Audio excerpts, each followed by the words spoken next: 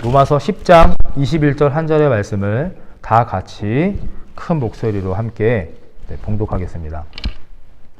함께 읽겠습니다. 시작. 이스라엘에 대하여 이르되 순종하지 아니하고 거슬러 말하는 백성에게 내가 종일 내 손을 벌렸노라 하였느니라. 아멘.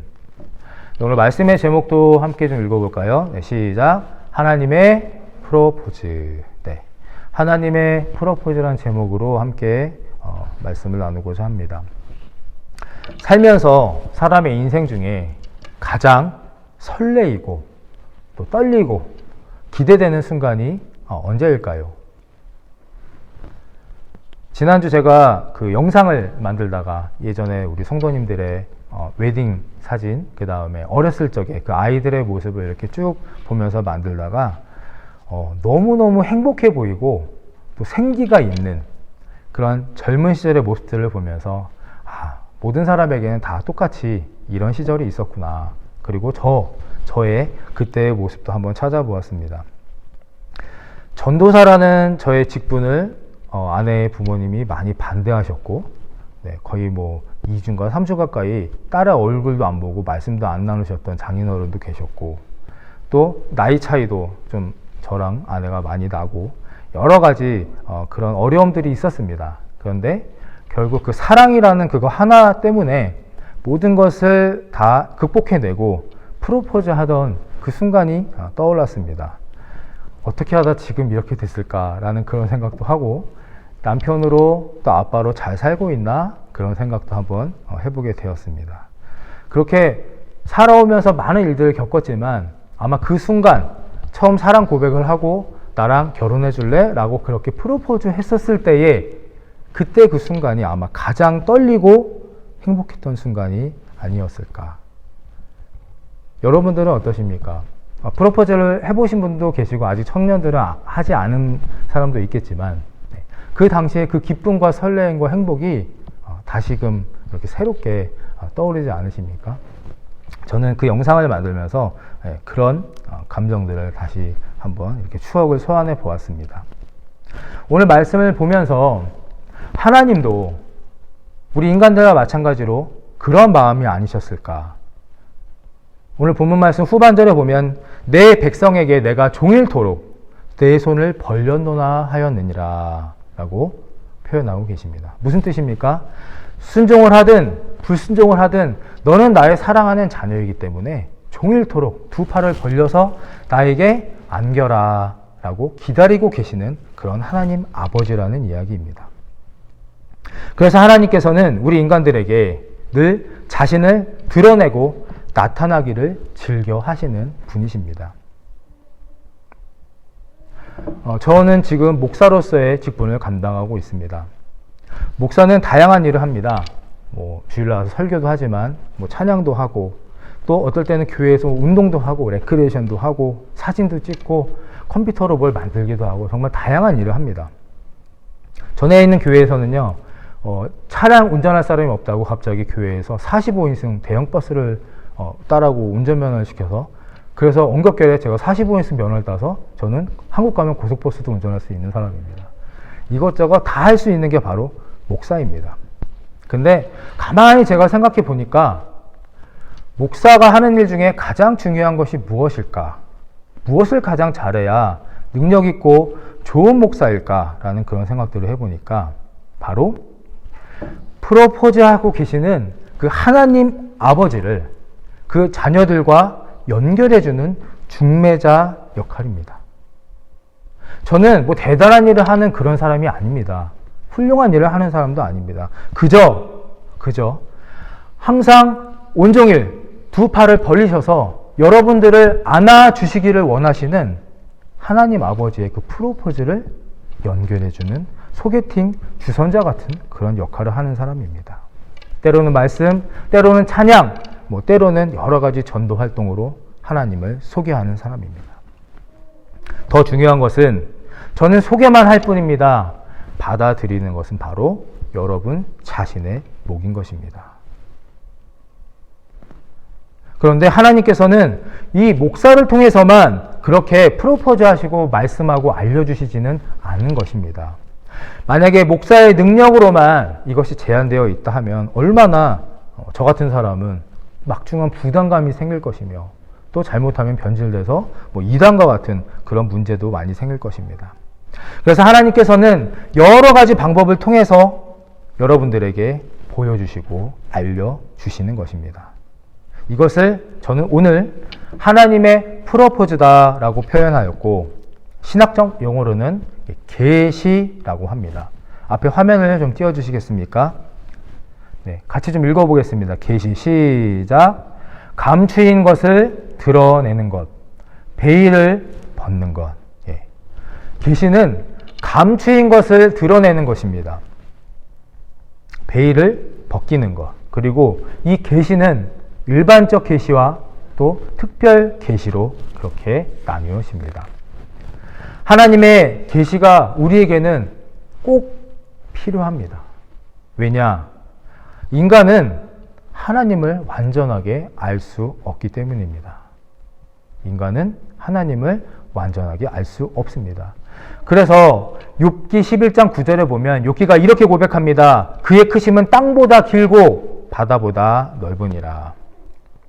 하나님께서 욥을 어떻게 인정하셨습니까? 당대의 가장 큰 의인이고 믿음이 너무너무 좋아서 사단에게 시험을 해봐라 라고 권할 정도의 그런 하나님과 소통하고 교류하던 그런 당대의 믿음의 대가였습니다. 그런 욥도 그의 크심이 땅보다 길고 바다보다 넓어서 하나님을 알 수 없다라고 고백하고 있는 것입니다. 그렇기 때문에 하나님께서 직접 우리에게 말씀해 주셔야 우리는 하나님을 알게 되는 것입니다. 만약 하나님이 알려주지 않으시면 하나님과 인간의 영적 교류는 절대 일어날 수 없습니다. 그래서 하나님께서는 전에도 지금도 앞으로도 사랑하는 저와 여러분에게 계속해서 말씀하고 알려주시고 계시는 것입니다. 그리고 감사하게도 그 계시를 알 수 있는 능력까지도 우리에게 허락해 주셨습니다. 자, 첫 번째 한번 읽어보도록 하겠습니다. 네, PPT 넘겨주시고 시작. 일반 계시는 하나님과의 연애 기간입니다. 두 가지 계시가 있다고 말씀드렸습니다. 일반 계시, 또 하나는 특별 계시입니다. 저는 이 일반 계시를 하나님과의 연애 기간으로 그렇게 표현해 보았습니다.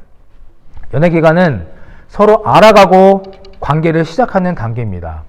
그래서 일반 계시란 하나님께서 만드신 모든 피조 세계와 어떤 인간의 양심, 본성, 그 모습 안에 자신을 일반적으로 계시하신다라는 의미입니다. 때로는 자연을 통해서 로마서 1장 20절에 보면 피조세계 또 천지창조를 통해서 하나님께서 우리에게 계시해 주십니다. 또 때로는 양심입니다. 인간의 도덕적 경험을 통해서 알게 하십니다. 죄를 지으면 나쁜 짓을 하면 내 마음에 양심이 도덕적 양심이 거스르는 것을 말합니다. 그래서 비기독교인 하나님을 모르는 사람도 이 하나님의 자연 계시를 일반 계시를 알 수가 있습니다. 또 역사입니다. 개인과 나라가 흘러가고 살아오는 이 모든 과정을 통해서 한 개인을 세우시고 또 한 나라를 망하게 하시는 어떤 흥망성쇠를 통해서 하나님이 우리에게 보여주시고 알려주십니다. 그리고 칼빈의 신학자 칼빈의 이야기처럼 인간은 누구나 종교의 씨앗을 가지고 태어났다라고 말하는 것처럼 우리에게는 보편적인 종교의 본능도 가지고 있습니다. 만약 갑자기 우리에게 급한 일이 생기면 누구든지 신을 찾는, 하나님을 찾는 그런 우리의 인간의 본성입니다. 로마서 1장 20절 같이 읽어보겠습니다. 로마서 1장 20절 시작. 창세로부터 그의 보이지 아니하는 것들 곧 그의 영원하신 능력과 신성이 그가 만드신 만물에 분명히 보여 알려졌나니.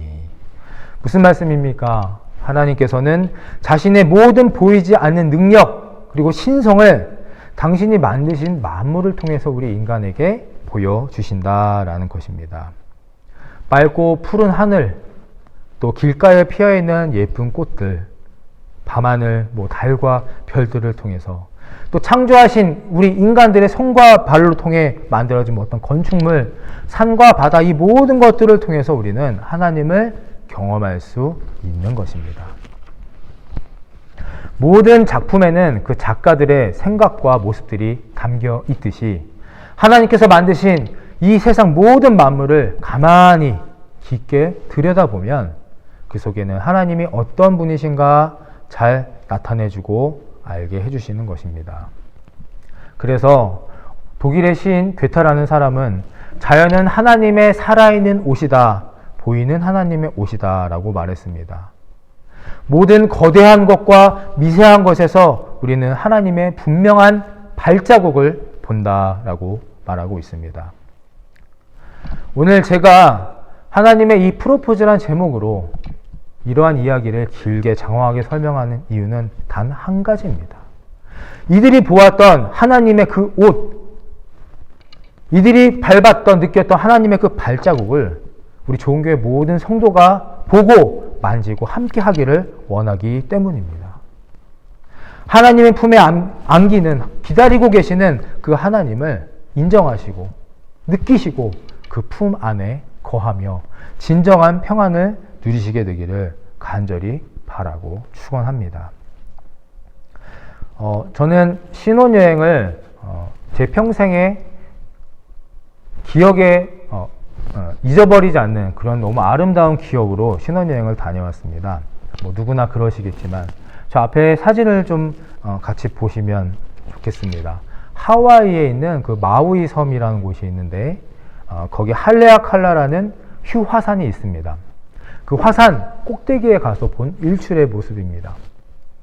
아마 저 사진 몇 장으로는 잘 보이지도 않고 느껴지지도 않겠지만 저 산 위에서 바라보는 저 일출, 뭐 제가 강릉에도 살아봤고 여러 곳에서 일출을 많이 봤지만 제 발 밑에 그렇게 구름이 쫙 깔려 있으면서 그 붉고 푸르고 너무나 멋있는, 좀 어떻게 말로 형용할 수 없는 그 하나님이 만드신 그 일출의 모습을 보면서 정말 그 입술의 고백이, 마음의 고백이 아직까지도 생생합니다.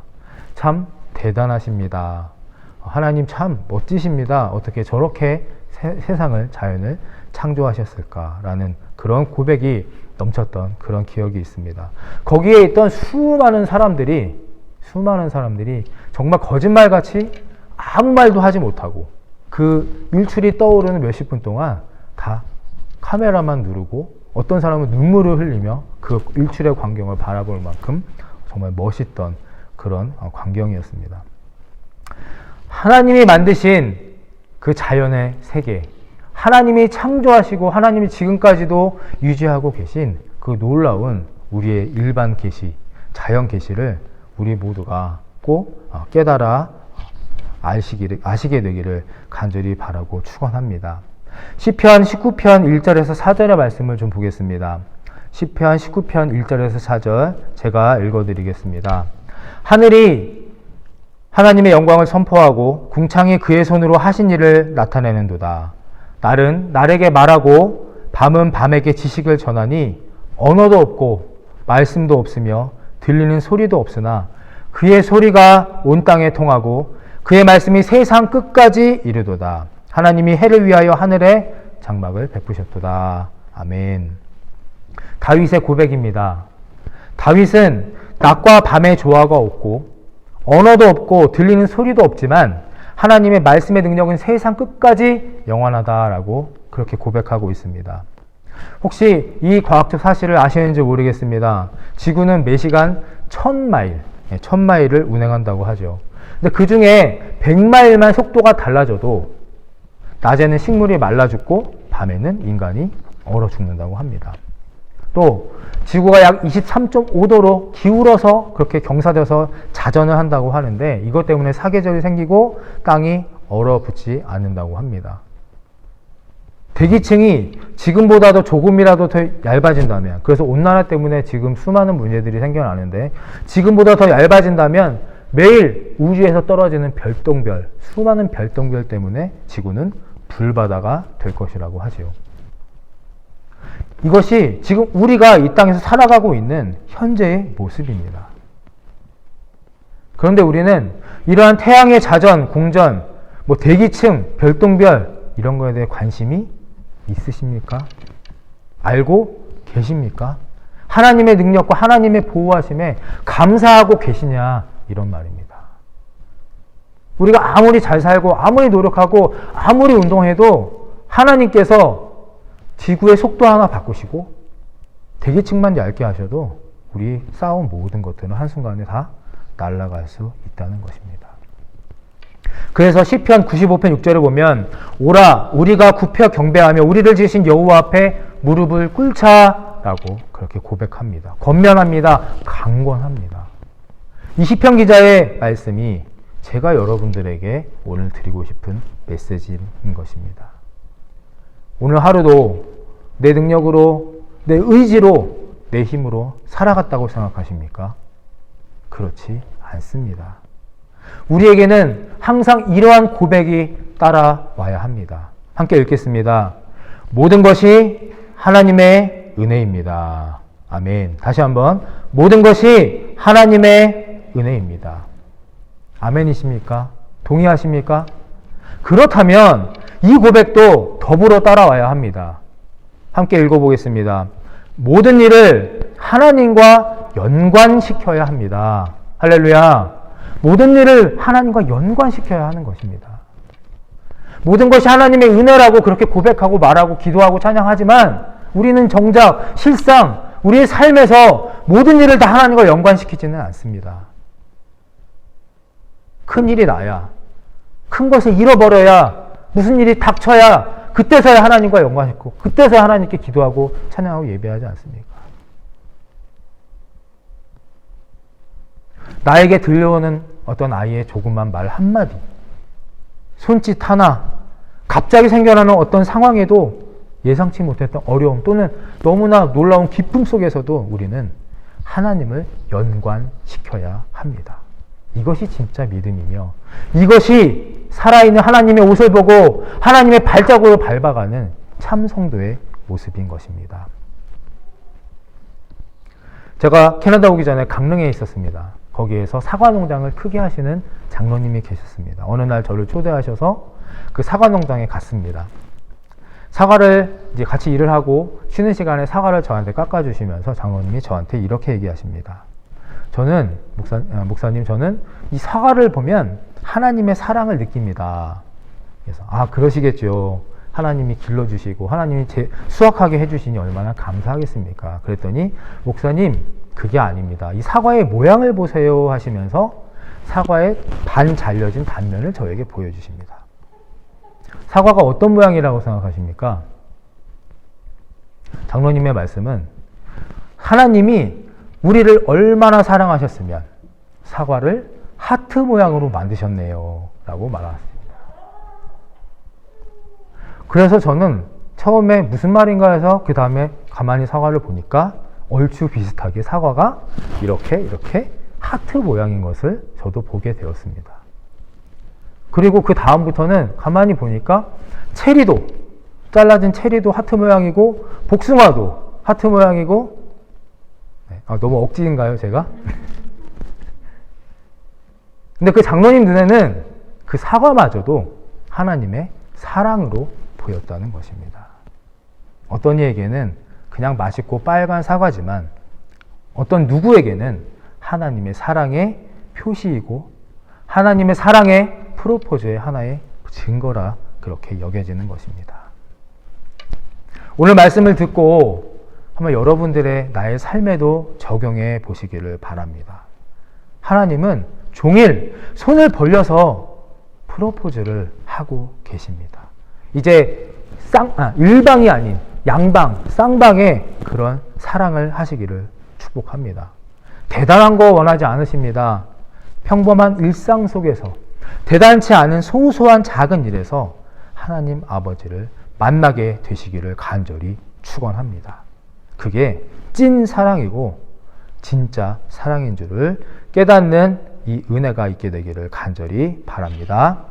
자, 두 번째입니다. 두 번째, 함께 읽겠습니다. 특별 계시는 하나님과의 결혼 기간입니다. 특별 계시는 하나님과의 결혼 기간입니다. 결혼을 하신 분들은 다 당연히 아시겠지만 연애와 결혼은 같습니까? 다릅니까? 다릅니까? 네, 다르죠. 네, 감사합니다. 네, 결혼 기간은 전혀 다릅니다.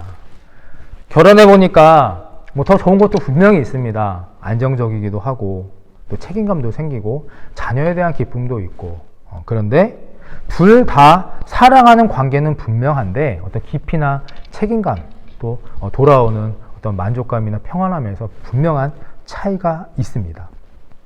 그래서 계시도 일반 계시와 특별 계시로 구분이 됩니다. 저는 그래서 이 특별 계시라는 것을 하나님과의 연애 기간을 넘어서 조금 더 발전되고 성숙한 단계인 결혼 기간으로 표현합니다.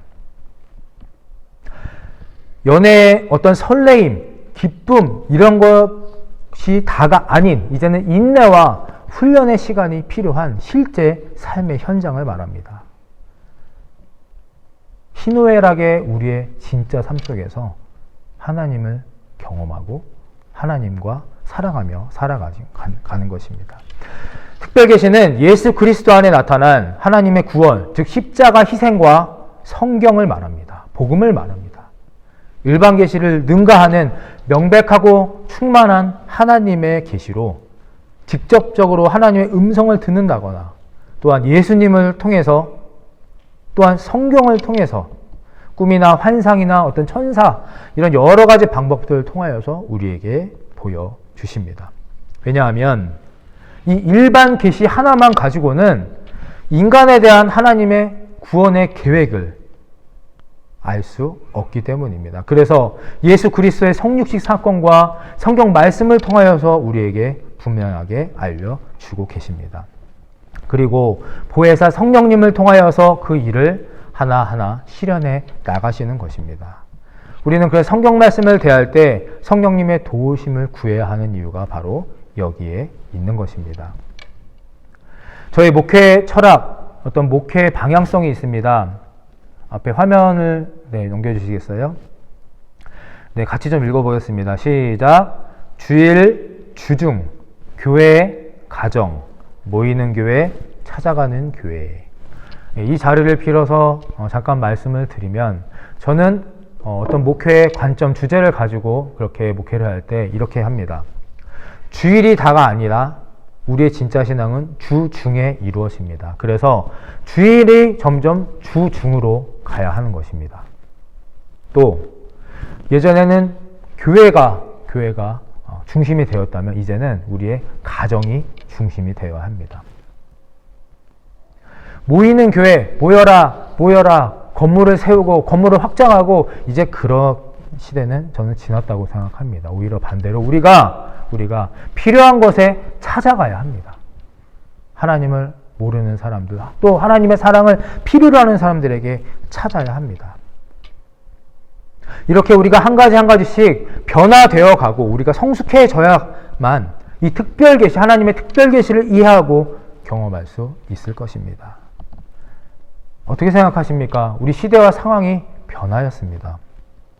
코로나가 종식이 되어서 우리가 만약에 마스크를 다 벗고 여기서 만난다 할지라도 만약에 예배를 막 드리시다가 누구 하나가 정말 구토를 하면서 기침을 심하게 합니다. 분위기가 어떻게 되겠습니까?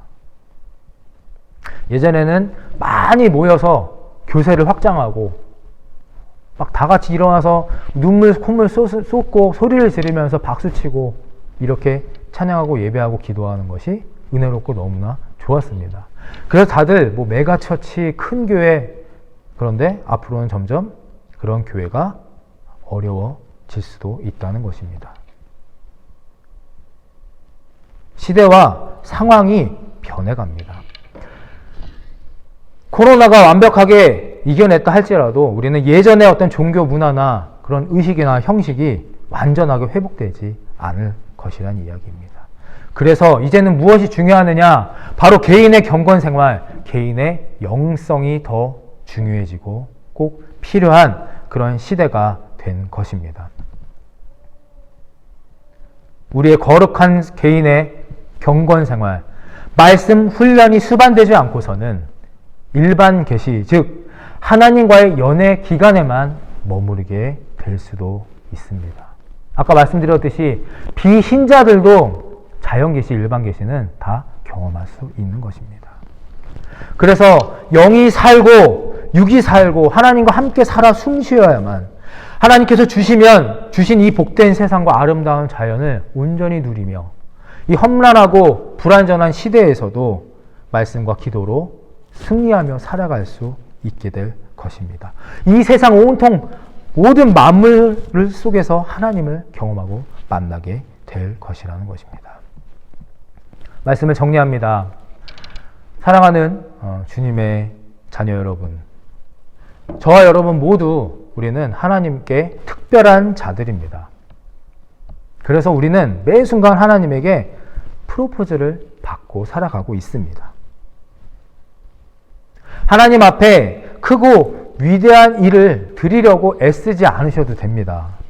왜냐? 하나님께서 이미 위대하고 하나님 자체가 크신 분이기 때문입니다.